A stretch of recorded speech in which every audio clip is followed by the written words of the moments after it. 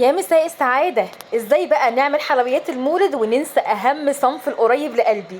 حاجة كده تحفة يا بنات. هنعمل مع بعض البسيمة بطريقة المحلات، هتطلع معاكم تحفة جدا وخفيفة وناعمة، وهقول لكم بقى على كل التريكات اللي هتخليها تطلع معاكم مظبوطة وهتعملوها احسن من بره بكتير. عايزة اقول لكم بتتباع بره بمبلغ وقدره. هنعملها النهاردة بمقادير كلها ان شاء الله بسيطة ومتوفرة في البيت. يلا نسمي بالله ونصلي على سيدنا محمد. اللهم صل وسلم وبارك على سيدنا محمد. ما تنسيش تحط اللايك وصلي على النبي في التعليقات. اول حاجه هحضر الشربات علشان عايزاه يبقى بارد. عندي هنا كوبايتين من السكر، وهضيف عليهم كوبايتين من الميه، وهحط عليهم معلقه كبيره من عسل الجلوكوز. وده اختياري، لو مش عندك عسل الجلوكوز مفيش مشكله، حطي معلقه من العسل النحل او معلقه من عصير الليمون. انا كده كده هحط عصير الليمون بعد الغليان. اول ما يبتدي ان هو يغلي هحط عصره ليمون وهخليه يغلي لمده 10 دقائق من بعد الغليان، وهخليه يبرد تماما وهخليه على جنب. تمام. بعد ما بنطفي على الشربات بنحط كمان معلقه صغيره من الفانيليا، وخلاص بيبقى جاهز معانا. هبدا بقى ان انا هحضر المواد الجافه. عندي هنا ربع كيلو من جوز الهند. استخدمت نوعين من جوز الهند، ممكن استخدم من جوز الهند الضفر، وممكن استخدم جوز الهند الرز. يعني مزيج ما بين الاتنين او خليط ما بين الاتنين. ممكن استخدم الرز بس، لكن مش هينفع ان انا استخدم الضفر لوحده. تمام. لان الضفر لوحده ده كده بيبقى اللذيذه مش البسيمه. تمام. انا هستخدم خليط ما بين الرز والضفر. ممكن تستخدمي زي ما قلت لك خليط واحد بس من الرز. تمام. هضيف عليه نص كوبايه من دقيق السميد اللي هو دقيق البسبوسه بدون اضافات، وهضيف عليه نص كوبايه من الدقيق الابيض العادي بتاعنا، ورشه ملح. وكده كل المكونات الجافه عندي بقت جاهزه. في ناس بتضيف بيكنج باودر، انا من الناس اللي ما بتضيفش بيكنج باودر، لان احنا اصلا حاطين دقيق البسبوسه علشان يدي ترميله، وحاطين الدقيق اللي هو الابيض علشان يدينا التماسك وان هو ملزقه شويه مع بعضها، ما بتبقاش مساميه، ما بتبقاش مفرفطه من بعضها. احنا عايزينها تمسك مش عايزينها تنفش من بعضها. تمام. هخلي المواد الجافه على جنب، واحط بقى المواد السائله. نص كوبايه من الحليب، نص كوبايه من الميه، ممكن نستخدم كله حليب كله ميه مفيش مشكله.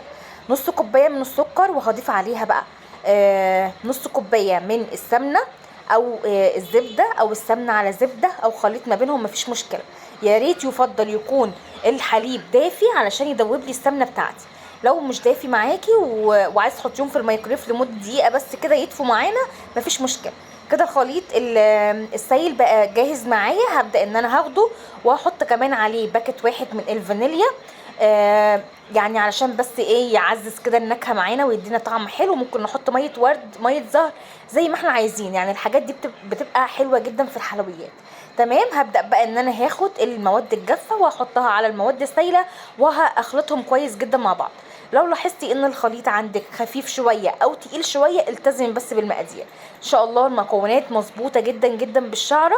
وانا استخدمت الكوبايات المعياريه اللي هي 250 مللي، يعني تقدري تستخدمي اي نوع كوبايه موجوده عندك. المهم ان انت تستخدمي كوبايه واحده لكل المقادير. ليه؟ لان احنا الوصفه دي ما فيهاش بيض، فمش هيفرق ايا كان نوع الكوبايه اللي احنا نستخدمها. المهم ان احنا نستخدم حاجه واحده نعاير بيها كل المقادير، صغيره بقى او كبيره مفيش اي مشكله. ده القوام الصح اللي مظبوط معايا. دلوقتي هجيب صينيه مقاس 26، اي صينيه موجوده عندك، بايركس او الومنيوم او اي نوع. ده ان انت تدهنيها دهنه كويسه من الزبده او السمنه، وبعد كده حطي عندك الخليط. بعد كده هبدا ان انا هسوي الخليط كويس جدا علشان عايزه السطح بتاعه يبقى ناعم. تقدري تضيفي معاها اي مكسرات من فوق او من جوه زي ما انت عايزه. برضو دي حاجه بتبقى اختياريه. الناس اللي بتحب جوز الهند بس ما يبقاش فيه القطع دي ما تستخدمش جوز الهند الضفر اللي انا مستخدماه. بس انا عايزه اقول لكم هي بتبقى بره اصلا لما بنشتريها في حلويات المولد بتبقى جايه كده فيها جوز هند ضفر وفيها جوز هند الرز. تمام. طبعا هبدا ان انا هسويها كويس جدا. هحط برضو عليها شويه كده من جوز الهند المبشور علشان يديني شكل في الاخر حلو جدا زي الجاهزه بالظبط.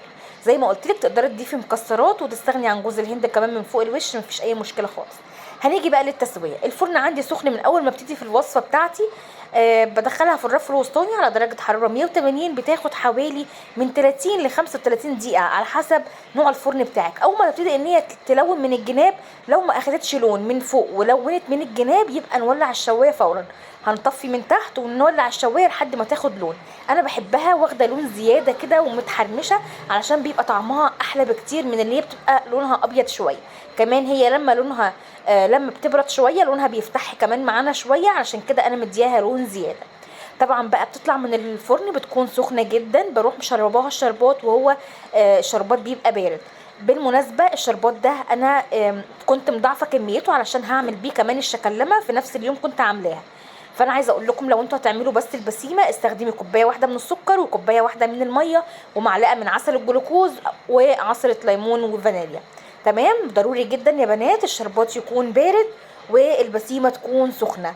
اول ما تحطوها كده هتلاقوها بتشرب، شايفين بتشرب الشربات ازاي؟ دقيقه بالظبط وهتكون شربت خلاص الشربات. كمان يفضل ان احنا لما نقطعها تكون بردت تماما علشان تطلع معانا متماسكه. انا علشان التصوير وعلشان بكون مستعجله فبقطع في وقتها. شايفين بقى لمعتها وترميلتها من جوه عامله ازاي؟ عايزه اقول لكم طعمها يجنن، جربوها تعجبكم. ما تنسوش اللايك والمتابعه. مع السلامه.